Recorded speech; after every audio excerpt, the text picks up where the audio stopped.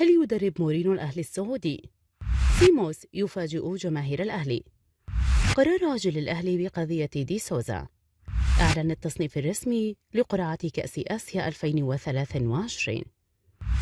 فتح البرازيلي فيكتور سيموس لاعب الأهلي السابق قلبه لجماهير السعودية، متحدثا عن الوضع الذي وصل إليه الراقي وصدمة هبوطه لدوريال للدرجة الأولى. ويود البرازيلي فيكتور سيموس الملقب بالسفاح واحدا من أفضل المحترفين الأجانب الذين مروا على الملاعب السعودية، حيث لعب للنادي الأهلي خلال الفترة من عام 2010 وحتى عام 2014.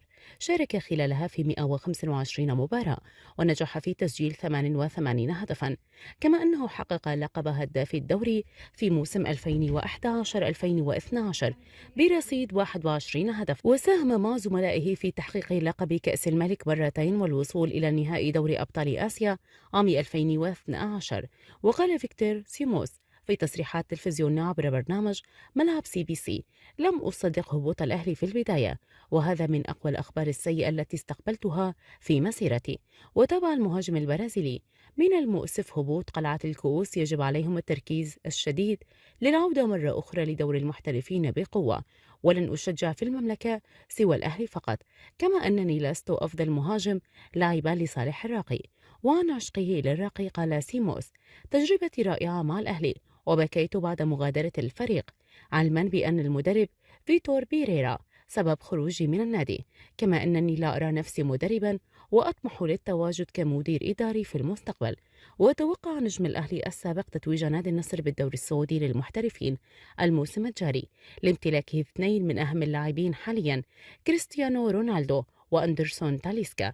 وتمنى سيموس تعاقد النادي الأهلي مع الثلاثي العالمي سيرجيو رامون وكريم بنزيما ولوكا مودرتيش، موضحا أنه في حال اختيار واحد منهم فقط سيكون الاختيار المهاجم الفرنسي بالتأكيد.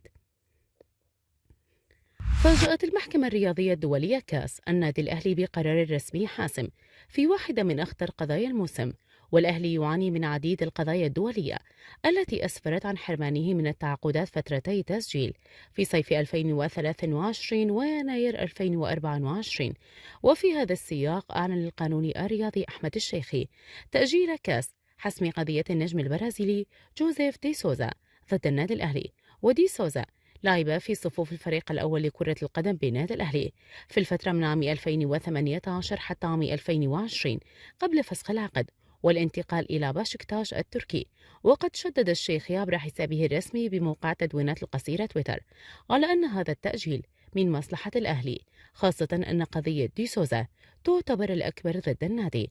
وعلى جانب آخر كشف القانوني الرياضي عن أنباء غير مؤكدة بإغلاق مجلس إدارة الراقي برئاسة وليد معاذ قضية النجم الرأس أخضري دجانيني تافاريس. ودجانيني مثل النادي الأهلي لمدة موسمين أيضا في الفترة من عام 2018 حتى عام 2020 قبل الرحيل على طريقة جوزيف دي سوزا. كشفت تقارير صحفية في إيطاليا عن أن جوزي مورنينو المدير الفني لنادي روما الإيطالي لكرة القدم تلقى عرضا مغريا للعمل في السعودية. وذكرت صحيفة كورير ديليو سبورت الإيطالية يوم الخميس أن المدرب البرتغالي تلقى عروضا من السعودية براتب قدره 120 مليون يورو لمدة عامين. وأوضحت الصحيفة أن عروضا قدمت لمورينو للحصول على هذا الراتب مقابل تدريب المنتخب السعودي أو نادي النصر الذي يحترف فيه مواطنه كريستيانو رونالدو أو نادي الأهلي السعودي. وتابعت الصحيفة أن مورينيو يجري مشاورات مع مقربيه ومساعديه حول هذا العرض. أعلن الاتحاد الآسيوي لكرة القدم اليوم الجمعة عن التصنيف الرسمي لقرعة كأس آسيا 2023 والتي تقام يوم 11 من أيار مايو في الدوحة في ظل التصنيف الجديد للمنتخبات. ووفقا لبيان نشره الاتحاد الآسيوي على موقعه الإلكتروني، جاء منتخب قطر المضيف وبطل النسخة الماضية في الموقع الأول ضمن الوعاء الأول في سحب القرعة التي تقام في دار الأوبرا بيكتارا لضمان خوض منتخب الدولة المضيفة للمباراة الافتتاحية يوم 12 من كانون الثاني في يناير 2024. ويضم منتخب قطر في المستوى الأول ينضم مع المنتخبات المصنفة من الثاني وحسب السادس وحتى بحسب تصنيف الاتحاد الدولي لكرة القدم، وهي اليابان التي توجت باللقب 4 مرات من قبل، وإيران الفائزة بلقب البطولة 3 مرات، وكوريا الجنوبية التي توجت باللقب مرتين، وأستراليا بطلة نسخة عام 2015، والسعودية الفائزة بالبطولة 3 مرات. وفي المقابل يتضمن المستوى الثاني منتخبات العراق بطل نسخة عام 2007، والإمارات التي استضافت النسخة الماضية عام 2019، وعمان وأوزبكستان التي بلغت قبل نهائي نسخة 2011، والصين التي نالت الوصافة مرتين، والأردن. وجاء في المستوى الثالث منتخبات البحرين وسوريا وفلسطين وفيتنام وقزاقستان ولبنان، في حين يتضمن المستوى الرابع كل من الهند وطاجكستان التي تخوض المشاركة الأولى في البطولة، وتايلاند وماليزيا وهونغ كونغ وأندونيسيا. ومن المقرر أن يتم تقسيم المنتخبات ل24 المشاركة في البطولة على 6 مجموعات، بحيث تضم كل مجموعة 4 منتخبات، ويتأهل إلى دور 16 أول فريقين من كل مجموعة، إلى جانب أفضل 4 منتخبات حاصلة على المركز الثالث، علما بأن المباراة النهائية تقام بتاريخ 10 من شباط فبراير 2024.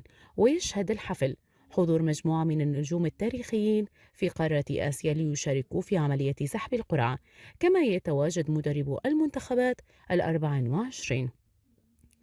كشفت تقارير إعلامية أن الاتحاد السعودي لكرة القدم لم يبدأ مفاوضات مع أي اسم لتدريب الأخضر خلفا للفرنسي هيرفي رينارد حتى الآن، ووفقا لبرنامج بيرا 18 عبر قناة CCS نيوز، نقلا عن مصادر في الاتحاد أنه لم يفتح أي خطوط مفاوضات مع أي اسم لتدريب الأخضر بعد استقالة رينارد.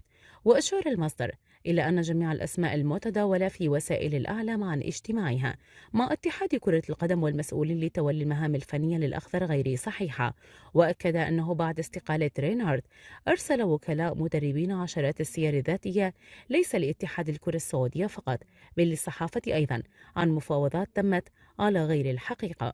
وشدد المصدر على أن اتحاد كرة القدم ما زال يدرس ملفات بعض الأسماء التي تتناسب مع أهداف المرحلة المقبلة والتطلعات.